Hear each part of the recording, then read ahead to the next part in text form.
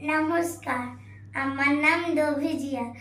আজকের আমার নিবেদন কবি অপূর্ব দত্তের লেখা বাংলা টাংলা। অ্যানুয়ালের রেজাল্ট হাতে বাড়ি ফিরল ছেলে। মা বলল, কোন পেপারে কত নম্বর পেলে? হিস্ট্রিতে ম্যাম 84, ম্যাথসে 90। মা বলল, fantastic, just like a hero. Science dad, not so fair, only 69. ইংরাজিতে 92, altogether fine. জিওগ্রাফির পেপারে তো 100 ডুবিয়ে দিল বেঙ্গলিটাই, ভেরি পোর গ্রেট।